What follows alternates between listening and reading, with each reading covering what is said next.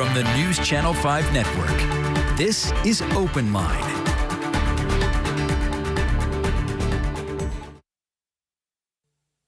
Hello, everyone. Welcome to OpenLine. Glad you're with us. Great conversation tonight, I believe. We're going to be talking all about politics. And there's all kinds of stuff to talk about. There's the Capitol Hill corruption case. That's former Speaker Glen Casada being indicted and his aide. They were both indicted. We can talk about that. Talk about the congressional races that are coming up, midterm elections, a mayor's race, all kinds of stuff. I'm happy to have with us Pat Nolan, our political analyst. Pat. It's good to be here. Thank you. Great to have you here. Thank you. And so let me start.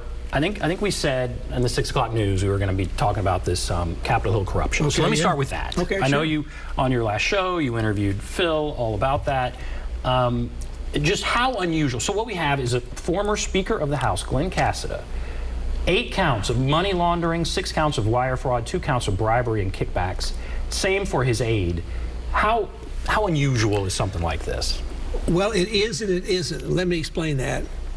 I don't know that I can ever remember a former Speaker of the House, somebody at that high a level who had that kind of within the legislature. Now, you could make a case that ultimately, going way back to the Ray Blanton period, there were things that the very top elected official in the state got himself in trouble about.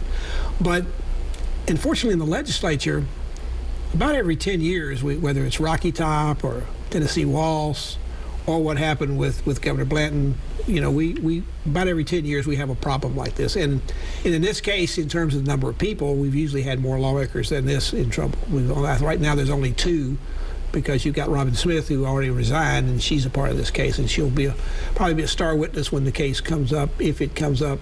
And the speedy trial right now it's set for to be held on October 25th. And the feds are good about having a speedy trial requirement, but that doesn't always mean they'll do it on that day. And I wouldn't be at all surprised to see if that doesn't get postponed a bit. Already her sentencing has been postponed until January. Do you think they're waiting with that to see how she does with? I suspect that's part of it. Well, interesting, if people saw the interview, Phil sort of indicated he thought, not just necessarily for her, but certainly for Casada and for Cade Cothren, they may know about other things that aren't directly involved in this case, and there may be some behind-the-scenes bartering or conversations about, well, if you know something about this, can you tell us about this? And that may put in some context or some clarity as to what the heck Cade Cothren meant when he turned to Phil during the day of the when they were brought in and arraigned. He turned to Phil and said, "Phil, the truth will come out." Well, what does that mean? If you read that indictment, the truth is not going to be very good for Cade Cothren or for Glen Casada, because that indictment looked like a lot of it. It was all set, ready to go. They have, and I don't know what happens with people. They say and do things in social media and in electronic communication that I guess they forget that stuff lives forever. And they said some things that were very incriminating that are in that indictment. And in that regard, the feds have already done their job. They've got what looks like a pretty strong case. And they took their time with this. We were waiting for this indictment to come down. We knew that Robin Smith had already pled guilty. Yeah. And so it seems like they were really dotting their I's, crossing their T's. I assume that's what they were waiting for. You never quite know when they do the things that they do. But yeah, I think people in the media were kind of waiting for it. They had this space. They just didn't quite know what space it was going to be or how soon it was going to happen. And as far as what they face, these are serious charges. Do you think they could see that kind of, if they're convicted of this, it's like 20 years? Well, actually, it could be more than that. Remember, there's 2 ways you can serve sentences. If there are multiple sentences involved, they can be served concurrently, which means if you got it convicted on 10 counts of something, everything you were convicted on, the sentences run at the same time. But if they run consecutively, then that means you finish one, then you do the next one, the next one, the next one. So there could be some waiting for a long time. I added it up. If they were convicted on all 20 counts, both of them could get well over 100 years in prison, and the fines are substantial too. So I mean, I don't know if that's going to happen, and I don't know if the judge in the end of this will make them. Probably some, if not all of them, will run concurrently. So, but 20 years is a long time. I'm not like saying, well, got off. He's only got 20 years. 20 years is a long time. It makes me wonder, and you did say, yeah, we've had, it seems like in Tennessee politics about every 10 years, the feds come in and they arrest some lawmakers. And is it... I asked Phil why that... Are we more corrupt? And I said, he said that he said that perhaps he always remembers about this what Lord Acton said, which is that power corrupts, absolute power corrupts absolutely, and meaning that in this particular case there are lawmakers. In this case, going back as many years, it's both Republicans and Democrats who have run afoul of this, who have, I guess, thought this was a great way to make a little money or do something they shouldn't be doing, and maybe thought they weren't going to get caught. I don't know that we're any more corrupt, nefarious or corrupt anybody, but we certainly have a track record about it. We do. It's just, and like you said, every 10 years, and then there are all these things passed, and everybody gets all straight, and then something happens. All right, there are tons of things to talk about, but we have a couple of calls already. I'm going to go to the phones. Let's go to Jesse. Hello, Jesse. Yes. Go right ahead. I'm not a Democrat. I'm not a Republican. Try to shoot things down the middle. Right's right and wrong's wrong. I understand what happened up there January 6th. What happened was not good. People need to be held accountable.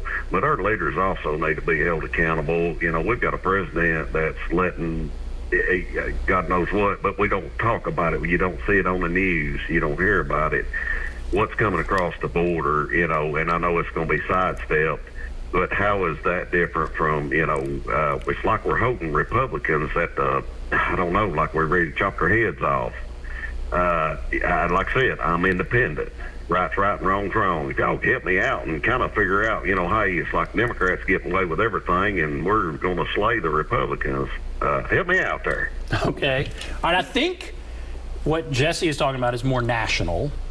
Of course, Casada is a Republican, so maybe his thinking is Democrats are getting away with all kinds of stuff. Republicans, I think, talking about Trump. In the last 20 years, maybe longer than that, no matter who's been in office as president, if there have been problems at the border, and there have been problems of some nature, no matter who's in president, which party's in power, they catch it. And Trump caught it when he was there because he had times when it surged. Certainly happening under Biden, although he hadn't heard as much about it in the last 6 months or so. Had it under Clinton. You've had it on both parties. So, and it's some of the stuff that we're talking about is a little more.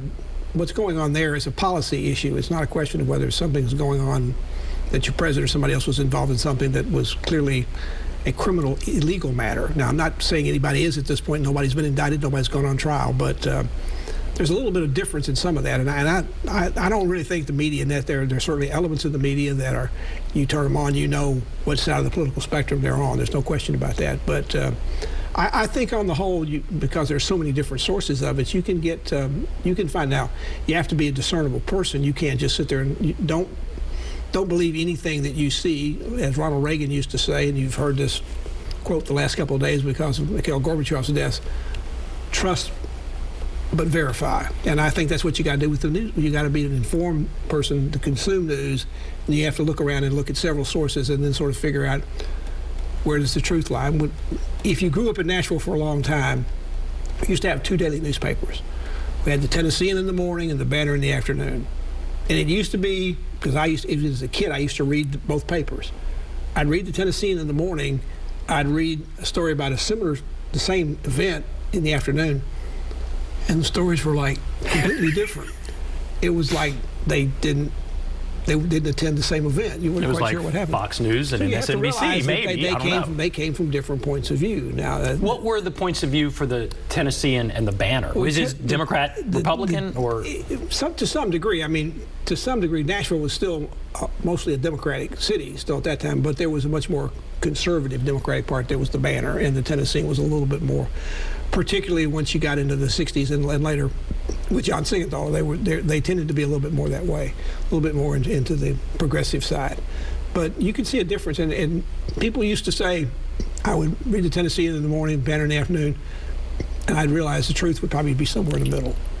And that's kind of what you got to do. You got to pay attention to what's being talked about, pay attention to what's being reported, and sort of figure out what you think is where the truth may lie. See, and I like to hear that because you can turn on the news now and get, you know, news that's far right, you can get news that's far left, and some people only stick with that. And I thought that was more of a modern day thing. But it's kind of good to know people that today live in their bubbles. Yeah. They don't go out to hear what the other side is. If you want to listen, if you want to be in the right, you want to listen to Fox News or some of the other things out there. If you want to listen to CNN or MSNBC, you can get that in, and never the twain shall meet. It didn't used to be that way when it was CBS, NBC, and ABC.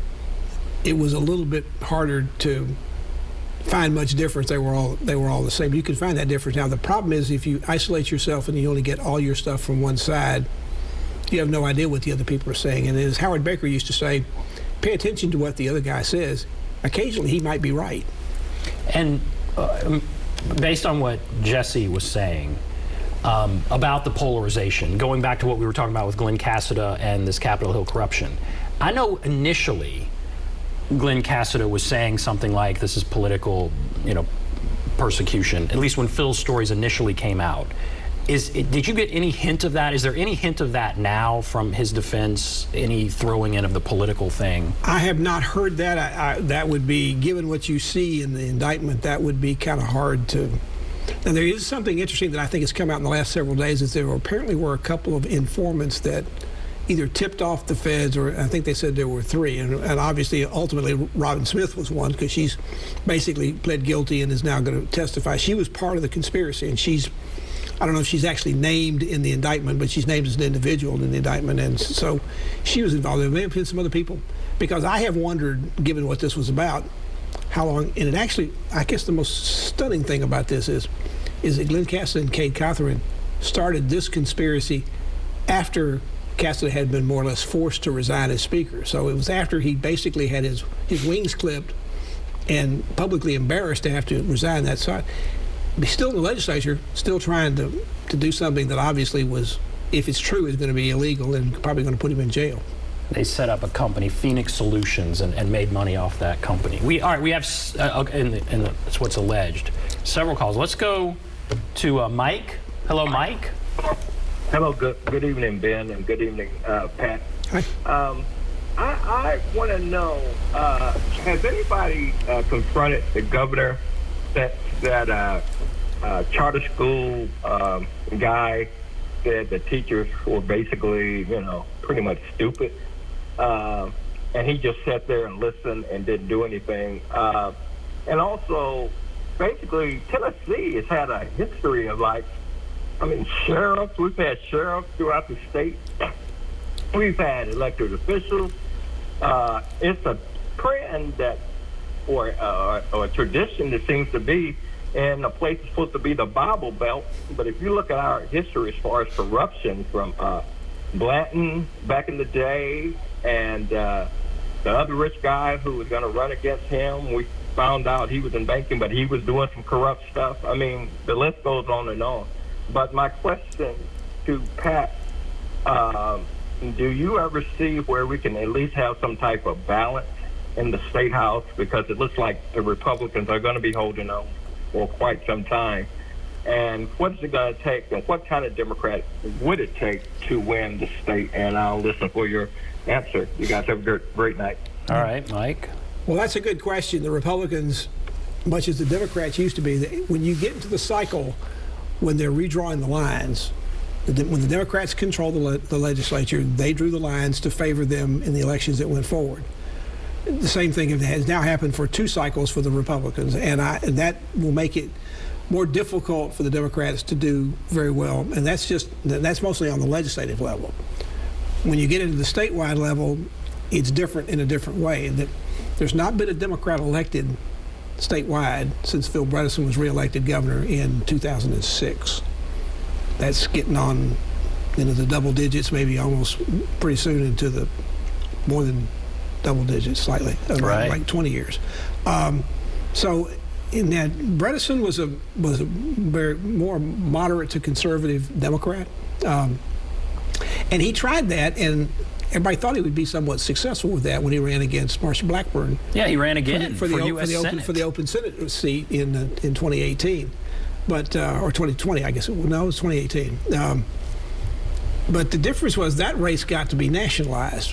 What good a job you done as governor didn't matter. People wanted to know, what are you going to do about the caravans that were coming up from Mexico, about Supreme Court, all those kind of issues that governors don't necessarily deal with. Now, some of them do these days because a lot of our elections continue to be nationalized, and a lot of it's because the media looks at those races. If the candidates start talking about national issues, that's what starts to get reflected going through there.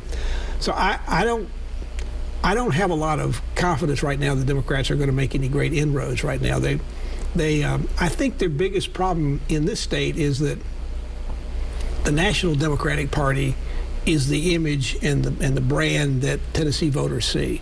And the National Democratic Party is much more to the left than what the Tennessee Democratic Party used to be, and therefore they don't identify with anybody in the Tennessee Democratic Party. They feel like all they see is the people up there that they hear about, from Hillary Clinton to the Senate, or now Joe Biden. So it's difficult to find ways for the Democrats to make inroads. Coming up, we'll talk more about these congressional races. That's been impacted by redistricting, and there's some fascinating races going on with the congressional races. We'll talk more about that coming up. As far as what you asked Mike about the governor, I have asked him, he's been asked multiple times by the media, if he would. And Phil's chased him around to try to get him, and the governor says what he says. And basically, it's been interesting because at first he didn't want to talk about it at all, and then he's made a couple statements like, he keeps saying, I'm supporting teachers, but he didn't support teachers when he had a chance to do that. And he won't directly criticize Larry Arnn. Yeah, that I think is where he gets himself in trouble. And after a while, and then Arnn himself has said, it depends on what the definition he said the word I used to denigrate them. That depends on what that definition is. I have a different definition of that. It gets kind of hard when you tell people you didn't hear what you thought you heard. People don't buy that, and I think this has hurt the governor. But he's in a situation in terms of being reelected that he didn't have anybody running against him in the primary, and I'm afraid the Democrat running against him will not have a very strong race either. And so, I think the governor's going to be pretty easily reelected. That would be one place to see if there's an inroad. The Democrats are coming back because of that, but I don't see that being a big issue for him, because primarily he had taken care of business to make sure he was going to get reelected, and he'll get reelected. We have never reelected a governor since we've been able to do 2 4-year terms. We have never not reelected a governor? Everyone has been reelected. Everyone has been reelected, and usually with pretty handily. Okay, we are going to take a break. If you're on the line, hold on. Wayne, others, hold on. If you want to call in, talk any kind of politics. We were talking about the Capitol Hill corruption case. We can talk about congressional races, mayor's race here in Nashville, Davidson County. So we'll take a break. Come back right after this.